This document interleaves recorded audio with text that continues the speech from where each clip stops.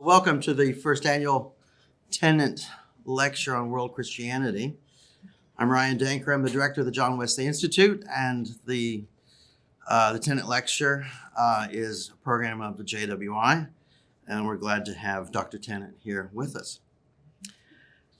I've got a short bio about Tim. So Dr. Timothy Tennent joined the faculty at Beeson Divinity School at Samford University, which is in Birmingham, Alabama. He's been there all the way since January of this year.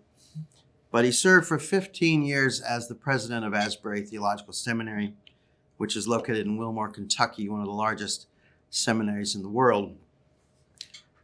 In 2024, I had to add this to your Beeson outline, your biography, Tim.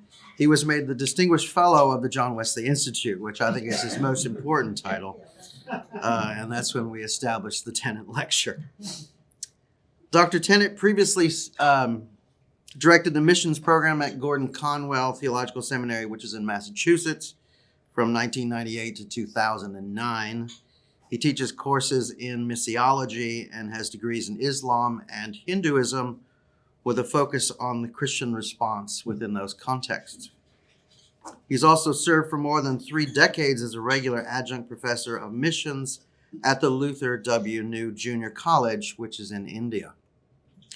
He has published many books, including Building Christianity on Indian Foundations, Christianity at the Religious Roundtable, Theology in the Context of World Christianity, Invitation to World Missions, For the Body, Recovering a Theology of Gender, Sexuality, and the Human Body, and finally, Foundations of the Christian Faith.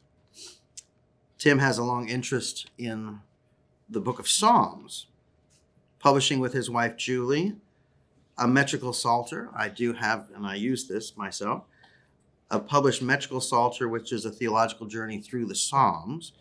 And in fact, we are blessed to have Julie here with us tonight. Julie, would you give a little wave? Thank you. Tim is an ordained elder in the Global Methodist Church, having served as a pastor earlier in his career.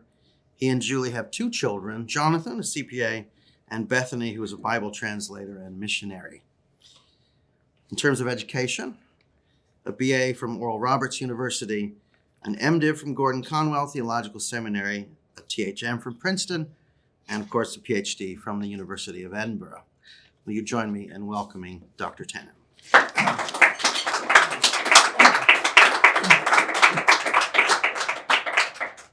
Thank you, Ryan, and it is a great honor and it's a delight to be here with you, and thank you for this privilege to talk to you about some amazing things that are happening in our day. This is entitled Staying Centered in the Midst of a Shifting Center of World Christianity. I asked Ryan, I noticed on your logo for the Wesley Institute that John Wesley is not smiling. Could we find a smiling John Wesley? To which he said, one does not exist. So this is classic 18th century proper pose. But anyway, I am honored to be here and thank you for this privilege. All of the slides you'll see tonight, I will be happy to make available to Ryan, and you can post those on your site, which will hopefully drive a little traffic to your site. But feel free, these slides, they're all your gift, okay, tonight. So you don't have to worry if you miss a slide, because we're going to try to make some very big points tonight and go through some slides quickly. But you're more than welcome to have these slides that will help you. I want to begin by this little chart here to simply say that everyone here tonight, including your children and your grandchildren, should you have them, is living on a major fault line in the history of human civilization. Now, it is quite unique, actually, to think about. Very few people in the history of the world have been able to say they live on a fault line between 2 major epochs in the history of the world. If you think about the world essentially being divided between ancient, medieval, and modern, it's, of course, exceedingly rare. The ancient world, as you can see, lasted between 3000 BC and 290 AD, when Europe entered what they called in those days the imperial crisis, or the crisis of the 3rd century. And as you know, the Roman Empire became unstable. and they had massive immigration, they had civil war, they had invasions, and eventually the fall of Rome in 476 is the date which marks the end of the ancient world. But please note, there's a 186-year period of a lot of instability between the ancient world and the medieval world. And, 10th grade history books make it like it happened one day. It did not. It's an extremely challenging period if you lived in that 186-year period. In the same way, we shouldn't forget that after this messy period, finally the birth of the medieval world, you have the medieval world, which starts with the fall of the Roman Empire, 476, and continues to the end of the Black Plague in the 14th century. But something happened unfolding in Florence, which eventually becomes big events like the Reformation, and eventually gave birth to the modern world out of the Enlightenment. Well, if you think about that period, the Reformation to the modern period, that's 150 years of transition. And I know in seminaries, we love to tell the story of the Reformation. We recount it with great joy and zeal, as we should, I guess. But what we don't tell people is that, yes, by the way, 12 million people lost their lives during the tumultuous period between the 1500 is roughly the Reformation, 1515 technically, and 1650 were the religious wars, which of course was a lot of tumult. And it was like a 9/11 every single day during that period. And we kind of just wash over it. So some scholars believe that whatever we're in now, we're in this new in-between period that we sometimes clumsily call post-modernity. Some scholars date it to the beginning of the French philosopher Jean-François Lyotard, 1979 article called The Postmodern Condition. It's the first scholar to use the word postmodern the way we use it today, the collapse of the meta-narrative, etc. But it was actually another book which really brought it into modern kind of consciousness at the time. And the book that you all will know is a book in 1982 entitled Megatrends by John Nesbitt.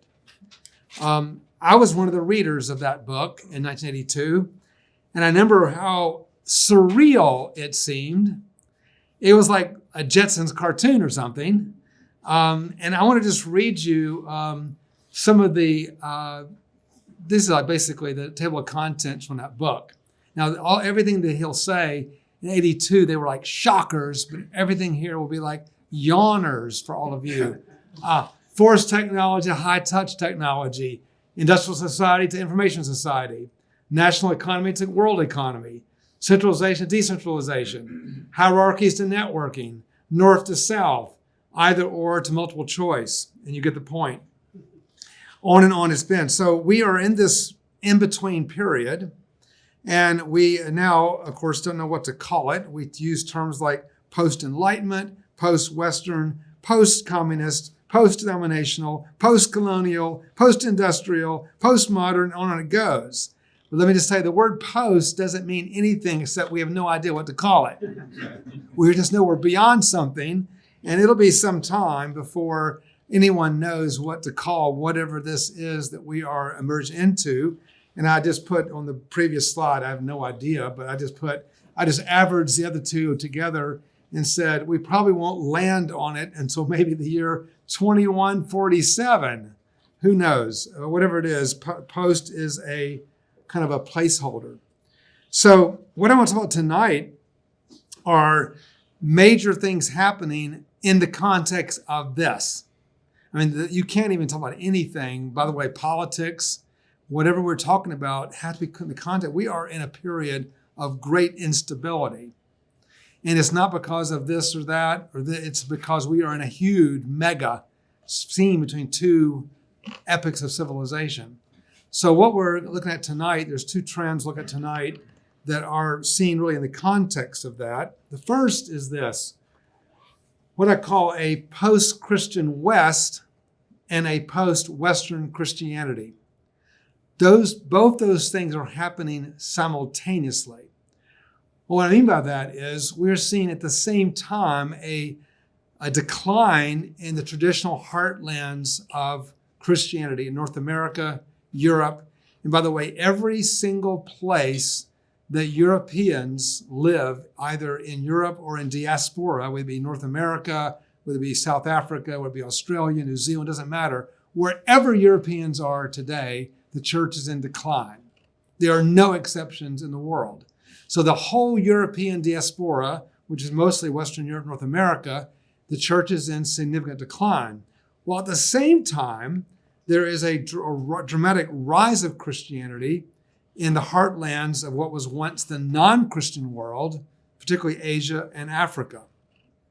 Now, Latin America, while traditionally part of the Christian world, because it's Roman Catholic, is experiencing what we call the Great Realignment. We'll look at that in a minute. So the Reformation has now come to Latin America. So we're seeing there's never been a realignment of Christian identity comparable to what we're experiencing in our lives today, especially since 1970 until where we are today and continuing on. That period has been breathtaking in the changes that have happened in kind of the demography of Christianity. So let's just first talk about the Western world a little bit and kind of get a feel for what's happening in the West. Essentially, and this is again averages over the whole period. Some years are more, some are less. But essentially, since 1970 until today, the U.S. has averaged 2,739 fewer Christians every single day.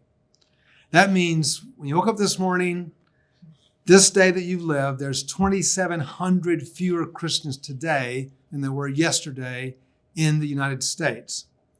Now that this particular year will be a banner year because this year we normally have about 1 million lost per year in North America. This year will probably 10 million because of the immigration dynamics that we're seeing unfold right now. The CT reported we'll probably lose 10 million Christians through that process.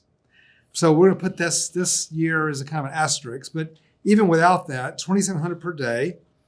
If you add Europe to it, about 12,000 per day.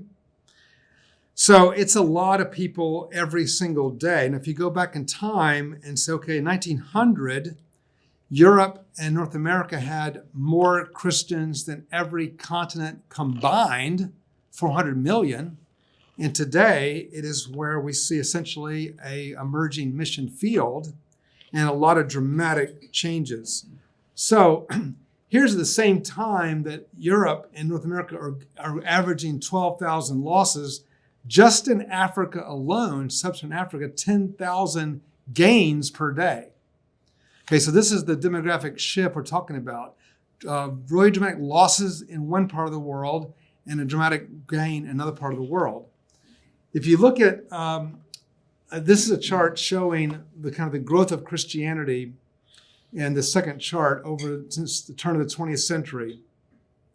And what I often want to say to people, when you hear numbers about how many dramatic numbers of Christians have grown in this or that region, you put a little bit of asterisk to it, because when you look at the growth of any demographic group on anything, by the way, it could be everything from Christians to, how many people are Republicans or how many people are, live in Nigeria or any kind of demographic, you have to always correlate it with world population growth, which is staggering.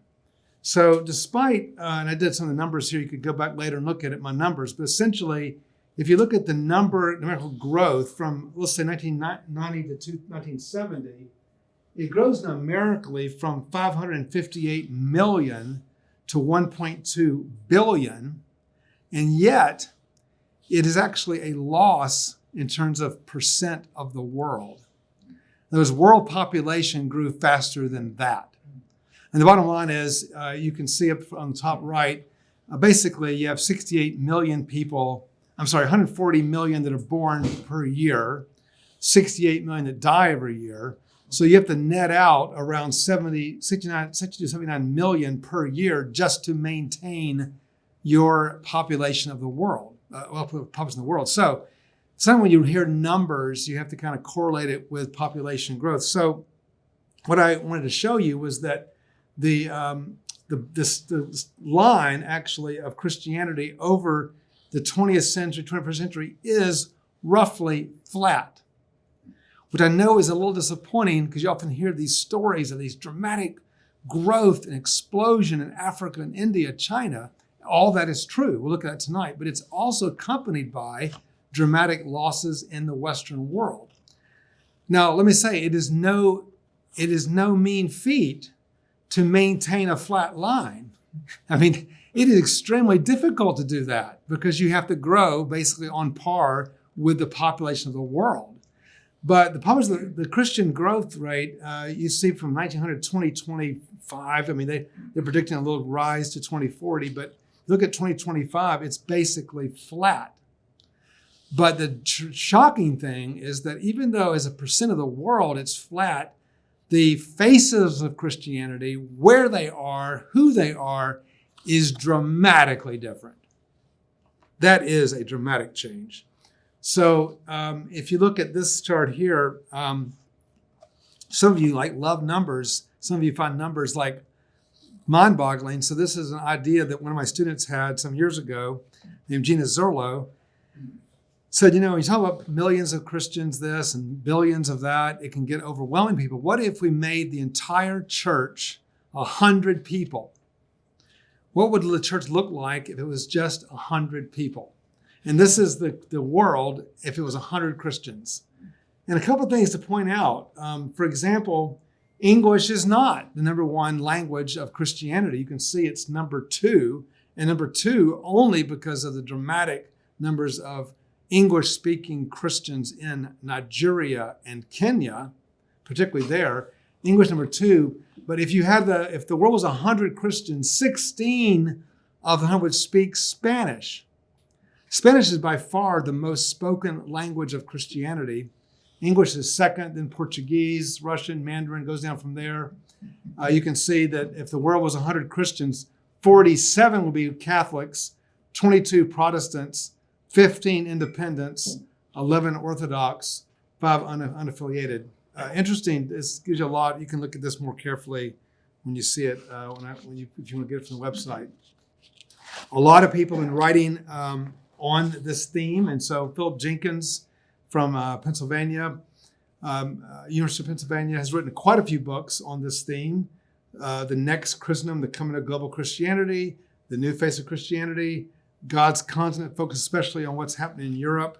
Been a lot of books written on this theme. Now, what I want to suggest tonight, I have in the title this phrase, the shifting center of global Christianity. So I want to clarify what we mean by the center of gravity, because this is a very, very important kind of point. It's in the Christian world. It's spoken of a lot in seminaries, certainly a lot in mission classes, and some of you may not have that background. So I want to clarify what we mean the center of gravity. It comes from right here in the U.S., actually, and here's a picture of a man in Bloomington, Indiana, in the year is actually from the census of 10. They put this marker in 1911. But as you know, every year the U.S. does a census that determines exactly where people are in the U.S., et cetera, et cetera, et cetera.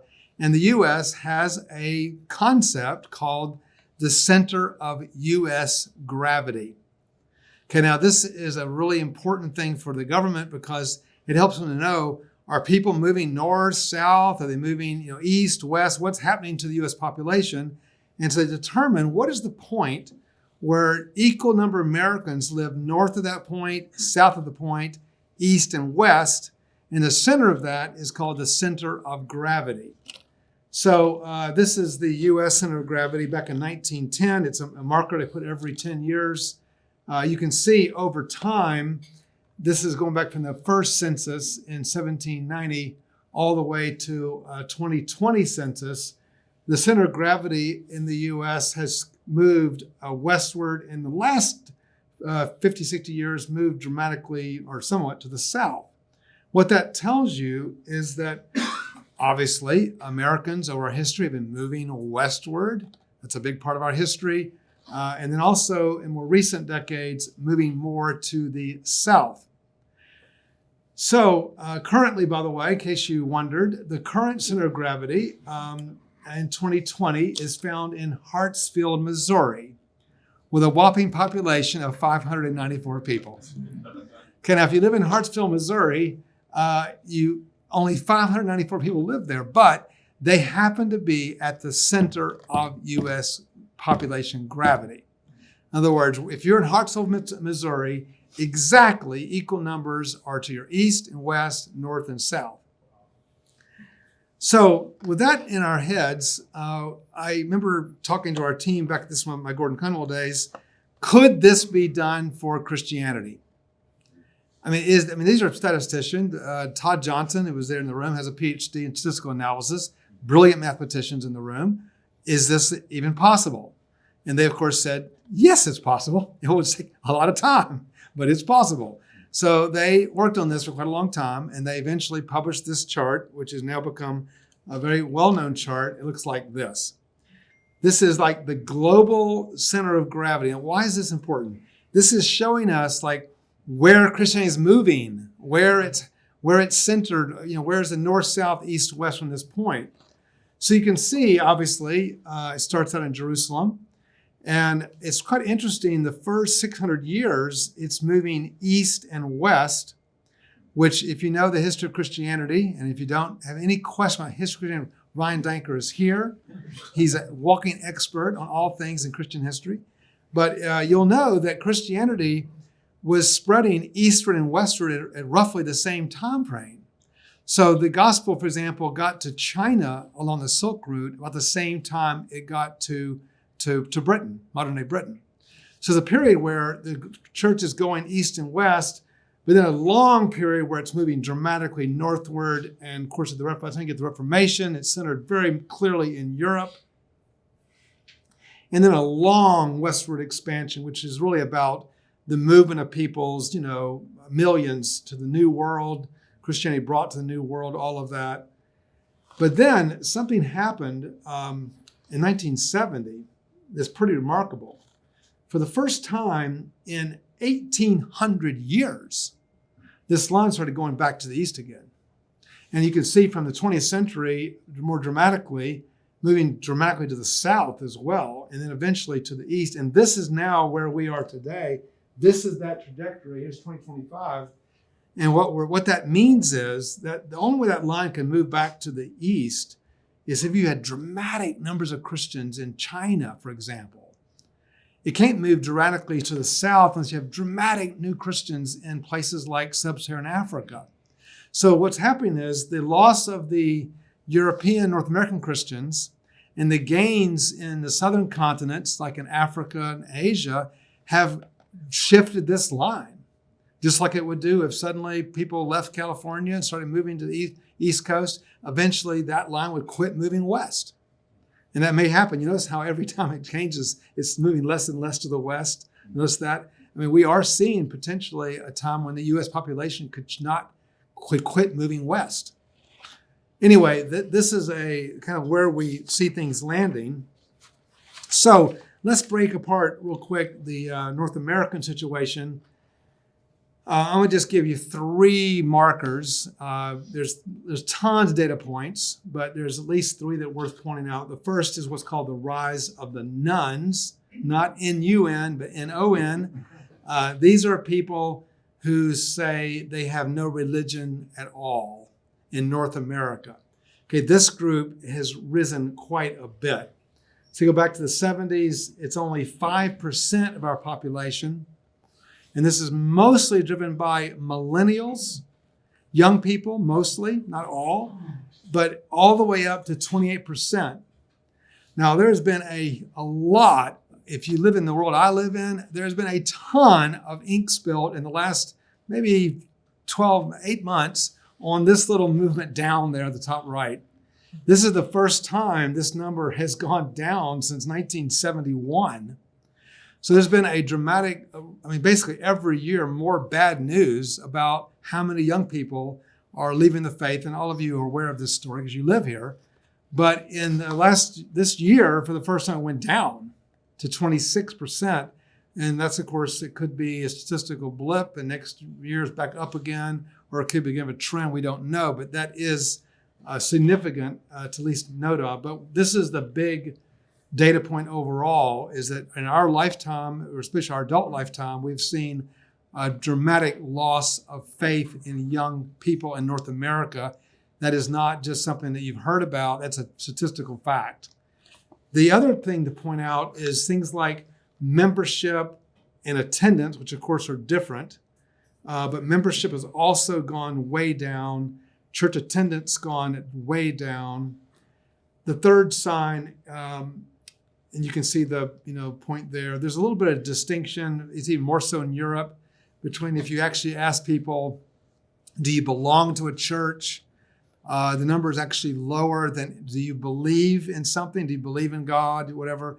There's like a little bit of a dynamic of believing but not belonging in North America, even more in Europe. We have no idea what that means, but that's definitely there. The other one is things like about biblical literacy.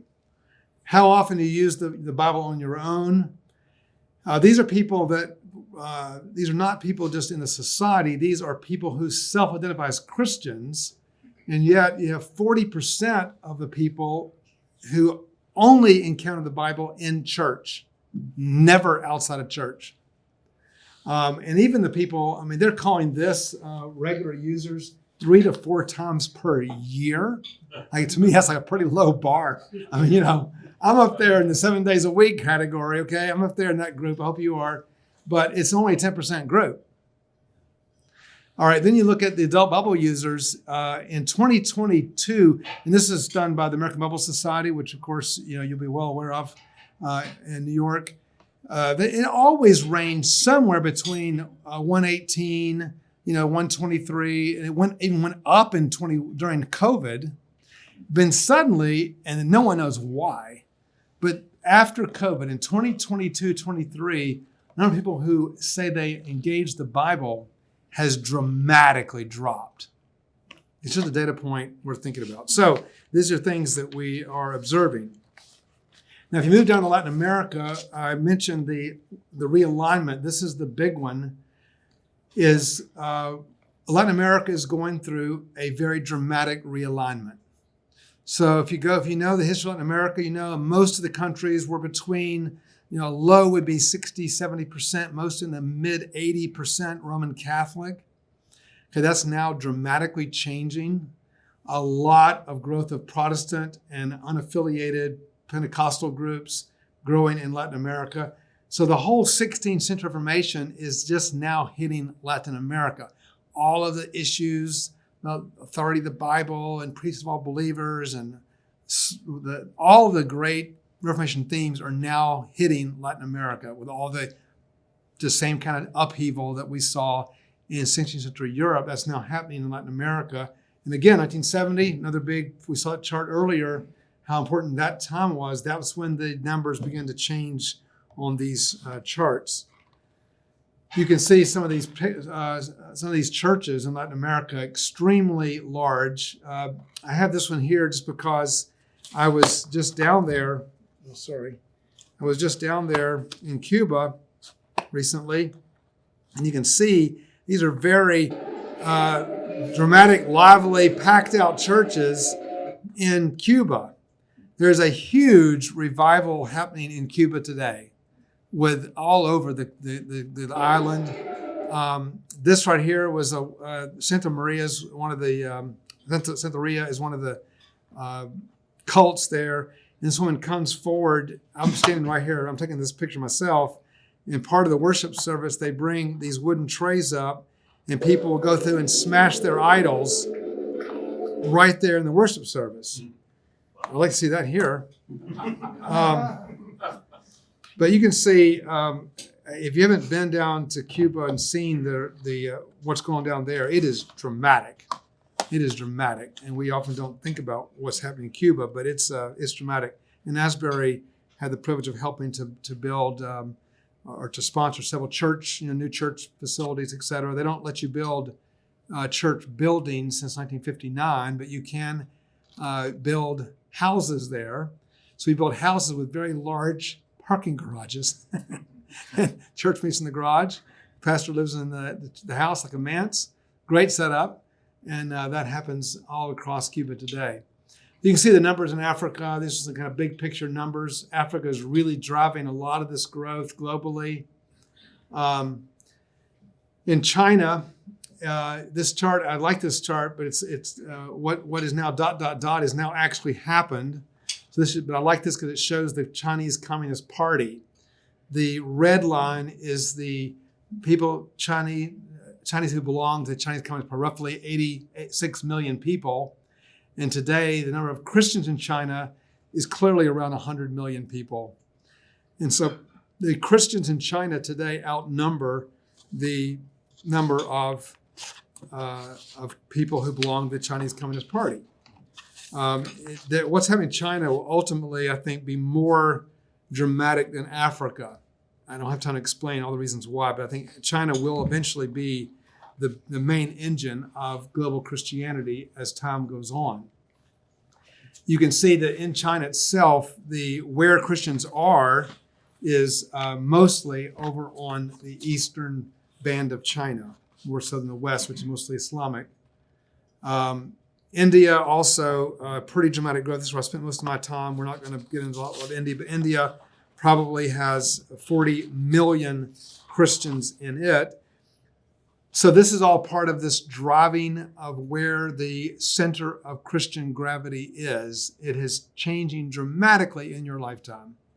And we are seeing things happen that we didn't think possible. Certainly no one believed that India would have 40 million Christians, that China would have 100 million Christians.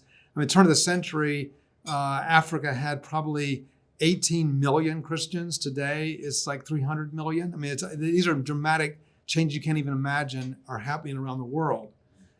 So you can see Europe, in North America, is below the red line. This is the point I made earlier. The red line is basically the population growth line. You have to be above that to gain as a percentage of the world. So Europe and North America, Oceania, this is where European people are in diaspora, are all in decline because they're below that line. And you can see the drivers are in South America, Asia, and Africa, where you have pretty dramatic growth rates in those countries, those regions. So how does this look over time? Well, you can't really see it here because behind that are continents. So I'm sorry, it's not coming through the slides, but this is showing each continent where it was in 1900 and where it is in 2020. And again, you can see it's Latin America, it's Africa, it's Asia, where it's growing. What that tells me is that Christianity has gone from being mostly white in 1982, 83, somewhere in that period was the first time that the number of non-white Christians outnumbered the white Christians.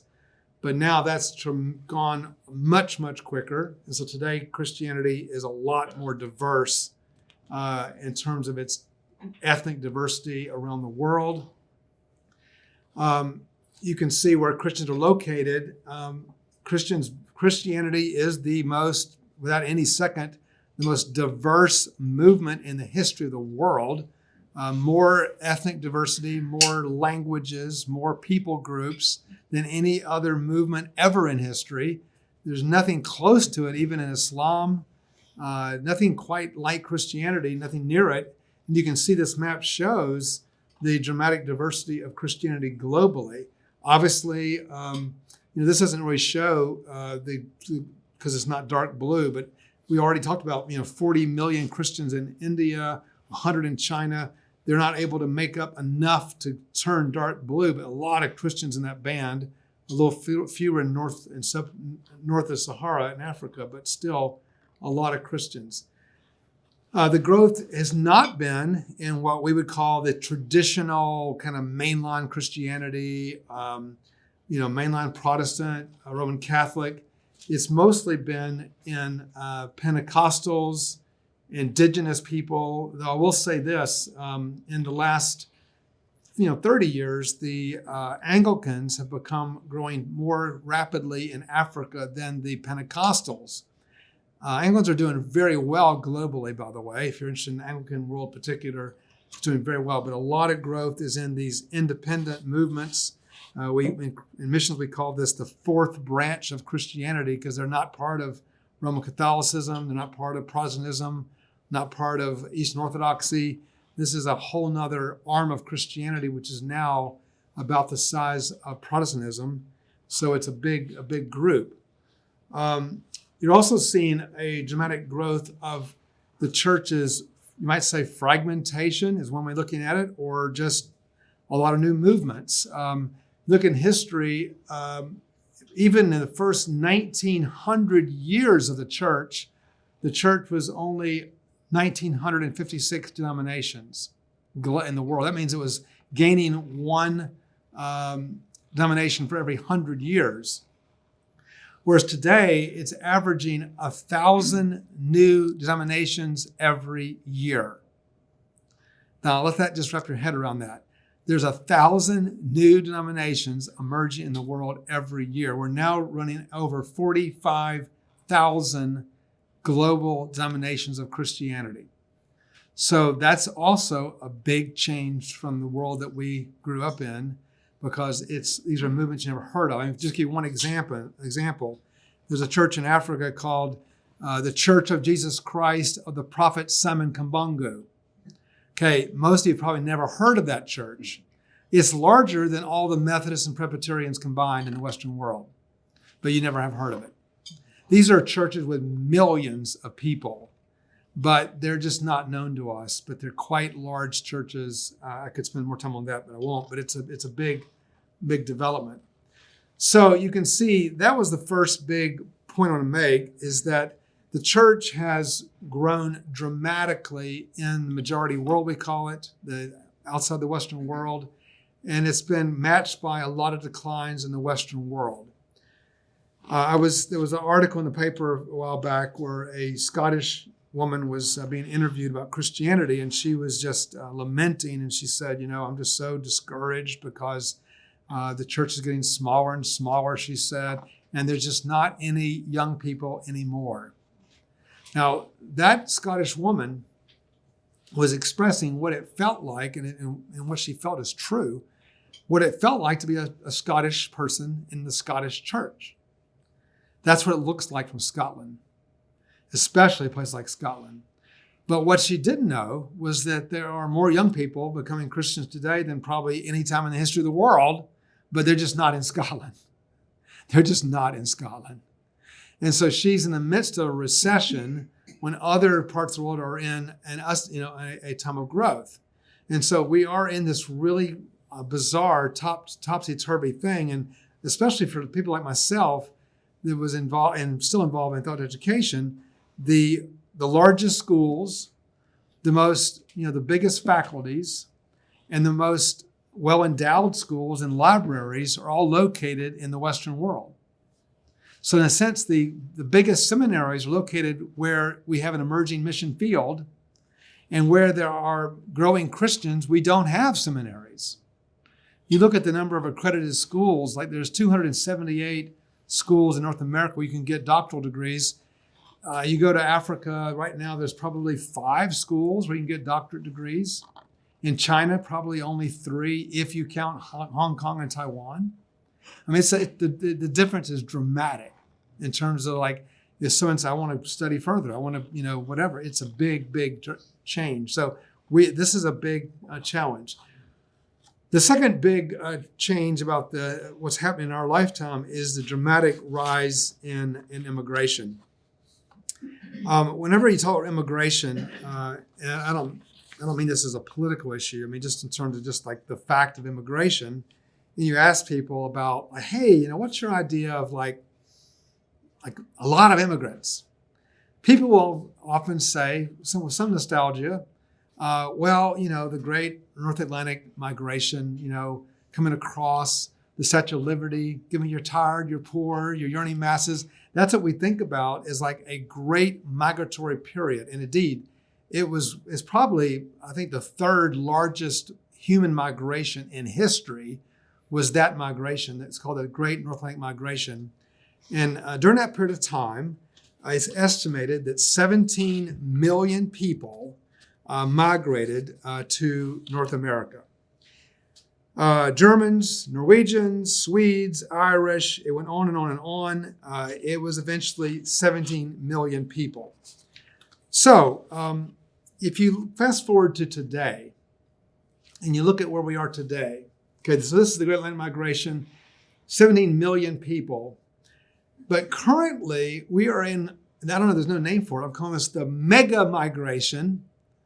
1965 to the present, 281 million people live in a country other than their birth. I mean, think about that period, 17 million people. This period, 281. Now, this is a global migration, but the majority of those are coming to the Western world. So, for example, in 1949, there were 26,000 F1 visas in the U.S. Okay, today, when I did first started the lecture, I read this lecture a few weeks ago, we were at 1.1 million. Now we're down to 1 million. Okay, we are in a little bit of decline right now because of all the things that are going on. But just a few weeks ago, we were at 1.1 million F1 visas. All right, that's where it's been pretty traditionally the last decade of our lives. Now we don't know, the future of this is really up in the air. But the point is, we are in a period of a lot of migration, which means that people from all these people groups in the world are coming here. So let's take, for example, the Church of Jesus Christ, Prophet Simon Kambangu I mentioned. Well, guess what? They have churches all across the U.S. now too. These churches, these globalized churches are coming here to plant churches in big, and even more so in Europe. These are big. The largest church in Europe is pastored by a Nigerian, and is filled with Nigerians that are in diaspora. So the diaspora world is pretty dramatic, and it's affecting a lot of things. If you went back to the turn of the 20th century, the top 10 most populated cities in the world would all have been in Western Europe and North America. North America has always had Los Angeles and New York City. But this is 2024 data, and you can see there's not a single North American city even on the list. Tokyo, Delhi, Shanghai, Dhaka, Sao Paulo, Cairo, Mexico City, Beijing, Mumbai, Osaka. Again, most of these are in Asia. These are the largest cities in the world. Okay, this is a huge implications for us. I mean, even the European Union, if you look at the European Union as a percent of global population, I think it's down, this is the whole of Europe, the European Union is down to 6% of global population. And this is a huge, dramatic point that we often don't realize is the growth of the population outside the Western world. You look at the diaspora, contrary to assumptions that it's Mexico, which for many years was number one. India is now the number one, you might say, exporter of people. So Indians in diaspora are now at 17.9 million. It's probably a little bit more than that right now. It's 2025. Mexico below that at 11.2. You can see on down from there, Russia, China, et cetera, Singapore. But basically, the Indian diaspora alone is dramatic. This means Indians are coming here in major numbers, and that has a huge implications for our culture, our society. These are the immigrants as a share of population. You can see on the blue chart is the number of immigrants, which is a lot. This is just the U.S., by the way. But the orange line is more important because it shows you, or as important, as a percent of U.S. population. Again, this is where we have to be careful to always correlate with population growth. So the U.S. population has been growing dramatically. So we're not quite at an all-time high, but we're getting close to what we had back at the Great Migration period in terms of what percentage of Americans were not born here is getting close to that point again. And I'm sure we'll pass that in the next few years. And you can see where people go to. Now, for the sake of just making the point, if you put your North America together, it's over half of the entire global migration. In other words, if you look at all these millions, 281 million people that are migrating, half of them are coming to North America and Western Europe. Again, that shows you the dramatic change in the diversity of our country. This is Europe as an example. Okay, this shows you the percentage of immigrants in Western Europe. Okay, this is a picture of the countries. We're going to turn another slide and show you the nations that are the majority immigrant population in those countries. You can see here, this is Western Europe. See Angola, Morocco, Algeria. Look at in the UK. India is the number one migration group there. You can see down in in Italy. Is that Romania? Romania. You can see how dramatically this is shaping the future of Europe as well. Two more points, and then we'll stop. One is we should also recognize the particular role the U.S. has played in hosting international students. There's no comparison to any other country in how many people are coming to the U.S. for higher education. Again, this is something that we're now seeing challenged a bit, but it's still going to be very, very high regardless. I mentioned already 1 million F1 holders. A lot of international students come to the U.S. and they leave here and they never set foot in an American home. A lot of organizations have now been working to help, for some years, create more hospitality for Christians to invite international students in their homes. It's a great opportunity, very, very important. Finally, I just want to say a word about the theology of the global church. There's been a lot of work done on this topic. I'm really happy to report that one of the most recent developments is we've known for some time kind of what are people and Christians in India believing? How's the standard of faith in sub-Saharan Africa? But in about, I think it was 2020, was founded the Institute of the House Church Theology that looks at the theology of the Chinese house church movement, this is the non-registered churches in China, which outnumber the registered churches. These are millions of people. And they now have put out 3 books that lay out kind of what they're learning about what Chinese Christians believe. I never knew how many Chinese, for example, were such fans of Tim Keller.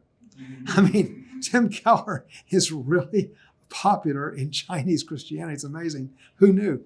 Anyway, there's so many things we're finding out that are so interesting. But anyway, what I would say overall, looking at the picture of the church as a whole, is that the majority world church, that is the church in Asia, Africa, Latin America, has a much higher view of the authority of Scripture than their counterparts in the Western world.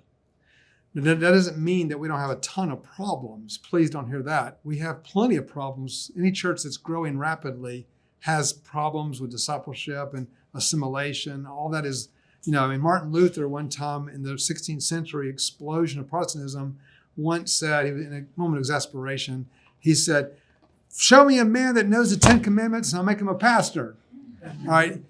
His point was, I'm just desperate to find somebody who knows enough to lead these congregations that were exploding all over Europe. So, we have to be patient. We're in a very tumultuous period, and there's a lot of flaws in the global church. But when you talk to them about their faith and you look at their faith, their basic attitude towards Scripture is substantially better and have a higher view of Scripture than you find typically in the Western world.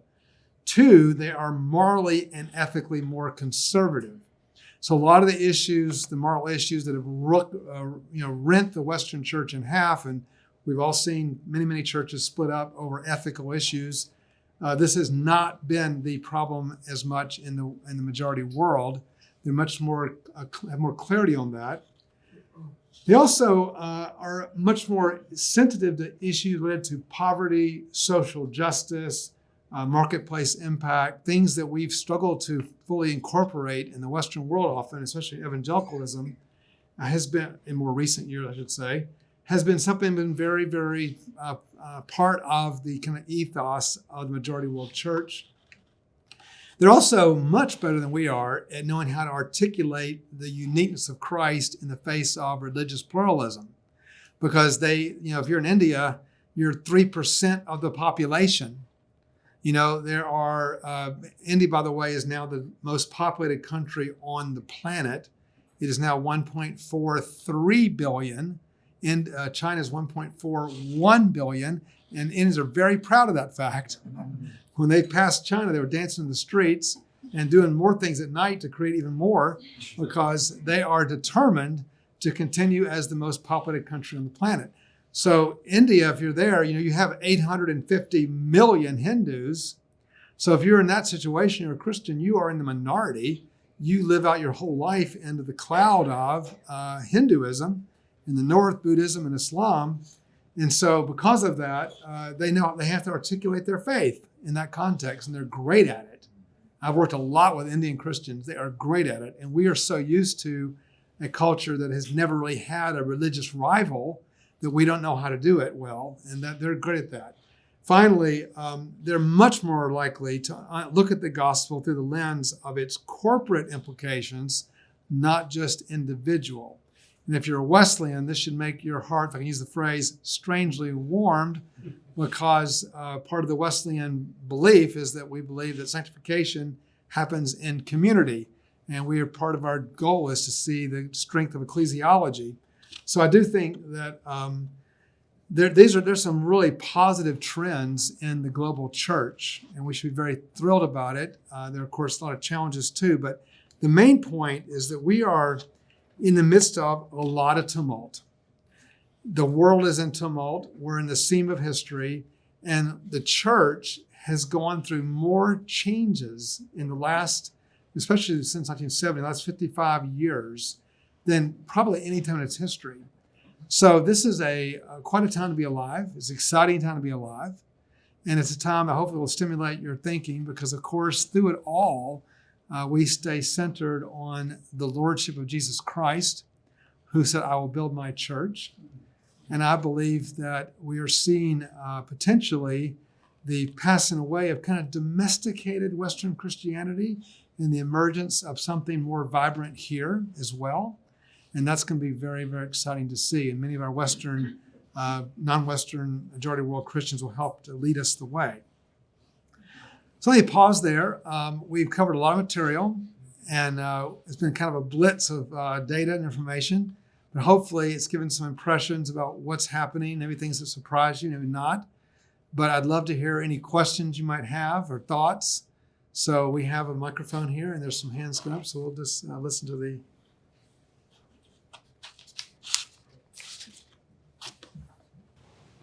Hi, I'm Galen Carey with the National Association of Evangelicals.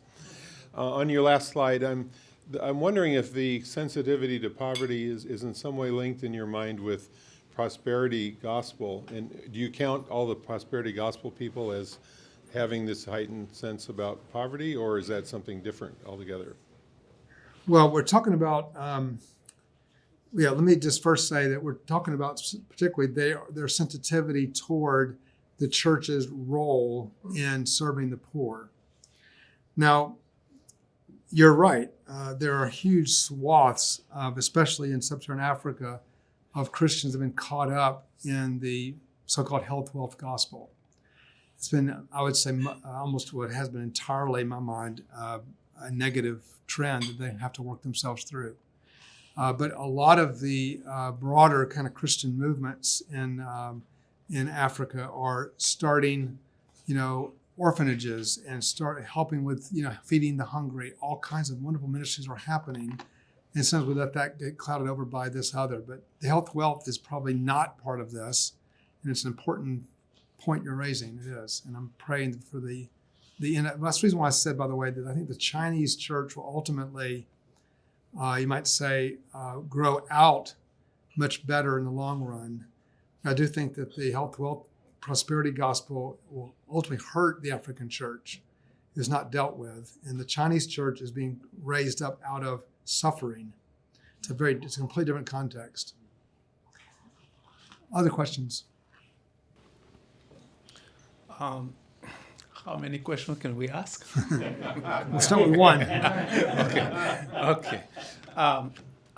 Since the one, has there been a study about the contribution of theological institutions to the decline of Christianity in the West, or their contribution in keeping those that are still, keeping with the faith now? I'm asking that question as someone who is thinking about the future of Christianity in sub-Saharan Africa or other parts where it is growing, so that, the ministry of theological institutions can be directed well to increase healthy churches rather than contributing to their decline in the future, as it has been in the West. Yeah, the answer to the question is about whether or not studies done of the role that seminaries and their theological training has impacted the churches. And of course, the answer is absolutely. I'm not so much aware of church things that looked at all the seminaries together, but every denomination has their own studies done. We've had a major study done in the UMC world looking at that dynamic and kind of the history of starting in Boston, how that's affected the seminary life, which then affected pastors and have affected congregations. So there is definitely a correlation. I think the main point to recognize is that historic Christianity is inherently reproducible, and other versions of Christianity are not. And so the churches that embrace apostolic, historic Christian, whatever you call it, you want to call it evangelicalism, whatever, but whatever that is, that historic faith, Nicene Creed, Apostles' Creed, etc., that is inherently reproducible, and therefore it's more vibrant. And so I think ultimately that's been proven, over and over again. There's a question here, yes. That was actually my first question of the role of seminaries in the decline, but as a follow-up, what would you say about the role of churches changing to be more like the society that they're in, where they move away from that Orthodox Christianity and that last slide that you showed to the decline of the church? Yeah, I think I can speak more, for the evangelicals. I think, we see as mainline churches too, I guess, there's been an attempt to remain populist. And so when you're in a culture that is moving away from Christian faith, I know I spent 40 years in the Methodist Church. They just felt like, well, if we can just compromise on this point, they'll finally love us. No, they won't. They'll just ask for something else. That's happened over and over again. So, yes, part of the church's role is to be a prophetic voice to the church. And our first responsibility,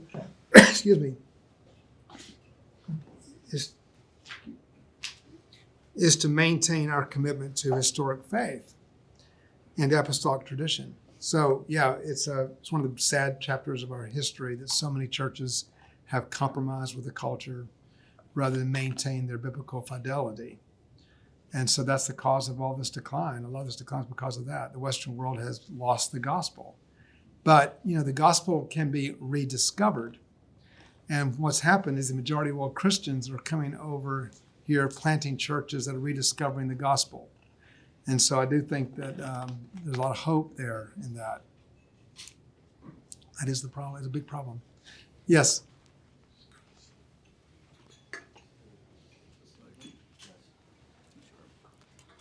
Out of curiosity, if you know, what do these new African churches think about Western Christianity and developments in the modern Western theological tradition? Like, are they connected and keeping tabs on what we're doing, or is it just a sort of different movement that's doing its own thing? Yeah, it's a great question.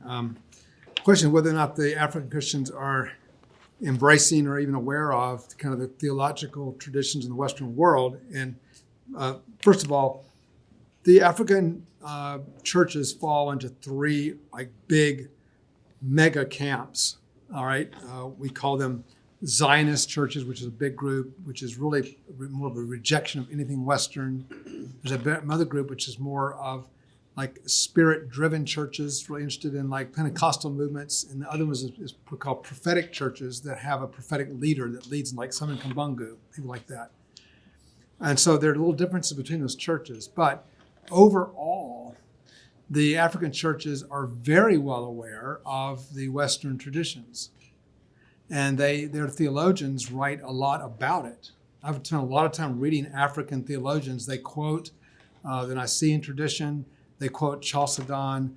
They understand the Chalcedon formulation of Christology quite well. I'm pretty surprised at how well they interact with it. The difference would be Western theology tends to be what we call descending Christology. We start with like top level Christology. We start with our doctrines and all of that. Africa often starts what's called ascending. They really want to introduce Christ into the culture that makes sense with how do we deal with poverty, with disease, with AIDS, corruption, political corruption, and then how does Christ walk in our midst in that? And so they do focus a lot on the work of Christ, not just the person of Christ, but they are very well aware of it. I'm very impressed. If you look at especially African Christology work, they're very well aware of the Western traditions, so it should be encouraging to us all. Yes, Keith. My question has to do with leadership. Has there been a movement of leadership in Christianity as there has been a movement in the center of Christianity? Is that leadership moving? And is there a clear sense of leadership for Christianity? What lessons can those in the West learn that will guide the leadership question? Yeah, that's a great question. We often measure that question by what's called, there's three like metrics. One's called mission to the world, one's called mission to the church, one's called mission to mission. What that means is if a church is like the church in North America is going to go plant a church in India back in the 19th century, that's a mission to the world. But at some point that church starts coming up, and then that your church is relating to a church in India, all right? And so what happened in the 70s and 80s, especially 1980s, we began to see the emergence of church movements in the majority world that had their own leaders, their own structures, their own everything, and we had to relate to them as peers. But then what's happened now, I call mission to mission, where suddenly you have dramatic rise in churches in the majority world that are starting their own mission agencies, that are now sending missionaries to the Western world. So missionaries, you obviously know Korea is famous for that, but it's not just Korea, it's India, it's China, it's everywhere. They're now sending missionaries. And once that happens, then they have their own leadership, their own goals, their own kind of their own things they're working on. So I do think that there's been a shift. I would say the difference would be, I think the ecclesial world, I think, is a little more balanced in terms of leadership. The problem comes in theological training. That's the big gap, because a lot of the theological leaders are from the Western world, and a lot of the books have been written. Even books are written in, like if you go to Taiwan, and I was in Taiwan in last June teaching, and the textbooks, many of them were translations of Western textbooks into Chinese, into Mandarin. Those kind of things are pretty common. India is full of that. So I think we have a long way to go to develop that side of things. But there are a lot of entire, like Concomiban, which is like the annual Latin American conference. This is a huge missions conference planned by Latinos. It's the Iberia. It's for everybody in Spain, Portugal, all of Latin America, Caribbean, South America, all of that. But that's their own conference. They do their own thing. Korea's had that for years. So those are things that are they surprise people in the West who don't realize that kind of initiative is going on. They no longer see themselves as recipients of missionaries, but they are sending out missionaries, which means they are taking the lead on things like that. Other questions? Not a question so much, but just a comment on what you just said. It's really true that sometimes as Western faces are less well received in other parts of the world, those sending from Brazil or Argentina or wherever you are actually being better received. And so it's filling a niche that, as the global political scene changes, you're seeing it filled by indigenous, not in the term of Indians, but indigenous in terms of Latin American or Asian folks. And we see a lot of Latin American, for example, taking the gospel to North Africa and to the Middle East and that sort of thing. It's a really exciting development, in part because, frankly, they're better received and the ears are more open to hear the gospel from certain different folks. Yeah, that's absolutely true. Yeah, well said. Thank you. Other questions or comments? All the way in the back. And we'll come if you have another question, brother. We'll let you answer the second one if you want. Okay. We have another 10 minutes. All right. Well, thank you for your remarks. I'm kind of curious about turning back towards the West. There's been a very recent movement of, particularly of young men, moving towards very traditional liturgies, mainly Orthodox Christianity, pre-Vatican II Catholicism, High Church Anglicanism. What do you think is the role for the mainline Protestant churches, for Methodism in particular? How should be? It seems to be primarily aesthetic, at least in its initial impetus. So correct me if you think otherwise. But what's the role and what should be the overarching mission of the mainline Protestant churches to be able to reach and sort of capitalize and sort of grow with this change within the body, if you will, within the West? Yeah, well, it is true that that what you observed is true, and this is, by the way, not just in North American; it's true globally, and so that's been really interesting to see the growth of that. I actually learned this at an AE meeting once, where made the point: what is the defining question of every generation? And the idea was every generation has a defining question that they are dying to have answered. And I grew up in the generation, and I feel this to be true in my generation, we ask, what is true? Is it true?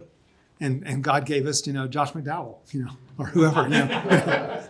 On the eighth day, God gave us Josh McDowell, evidence to demands a verdict, And that's the world I grew up. That was the question I was asking, is it true? And so the point was made that the question of this generation is, and I'm the last person to ask to know this because you have to ask them. Okay, I'm not in that generation, but having talked to many of them, he felt like the question was, is it beautiful? All right, is the Christian faith beautiful? Does it create human flourishing? Does it attract me because it's beautiful? They're not as impressed by whether it's true or not. Now, to your question, I think that you have to be careful not to say, well, let's now go on to the next wave and make it all beautiful. Because the point is the church should inherently be beautiful because it is true. But the point is the gospel has to always be the gospel in every situation, not just adapt to whatever the culture is saying. But I do think the fact that the young people are basically saying to us, okay, you believe in something, but the question is, do you embody something? Right? It's not enough to believe something. We have to embody it. We have to actually say, yes, your life is different because of what you believe in, therefore it's beautiful. Your marriage is more beautiful. Your way you do business is more beautiful. Whatever. These are important things. So, to the first point you made, I'll say this: the attraction of liturgy is really interesting because one of the impressions that came, this is with the seeker-sensitive movement and the post-seeker movement, all of that. What do you call it? I'm drawing a blank on the name of the group, the movement. Anyway, all these kind of movements trying to identify with young people, their motif was make it seamless. When you come into the church from the outside, make it seamless. If they're used to rock concert, give them rock concert. If they're used to lowered lights, give them lowered lights. Make it seamless. All right, so a lot of Christians who came into that situation, it felt like Christianity started last Tuesday. All right, and so the result is, it didn't seem to have any roots. It's like it was, a week old, right? Because everything was fresh and new and all that. So when they walked into an Anglican church, where from a seeker-sensitive, you would never put a prayer book in someone's hand from, whatever. But they walk in there and see this prayer book. People sign prayers that have been prayed for hundreds of years, and they would see the liturgy and all of that, it attracted them as, oh my goodness, this has depth, it has roots, it has history. And there's no question talking to young people, at least because I know at Asbury, we've seen it. In fact, Jonathan's been the leader here, Jonathan Powers. There's been a huge rise of students interested in Anglicanism. And I spent 15 years talking to them about it. Why? These people grew up Pentecostal, grew up in nowhere near the Anglican tradition. They're now like all bore Anglicans. And they said, because we discovered the power of history. We love it. They love it. And so I don't know all the reasons for it, but that's definitely a great check on the church to never forget that we are a movement that goes back to the beginning of time as God's unfolded his plan. And we should always remind people of the great history that's ours in the gospel. And I know that Ryan, who is a historical, he's loving this. Because he also makes this point in a lot of his blogs. All right, other questions? We have a few more minutes. Any other questions? Well, thank you so much for the privilege of this time with you, and it's been an honor to be with you. God bless you all.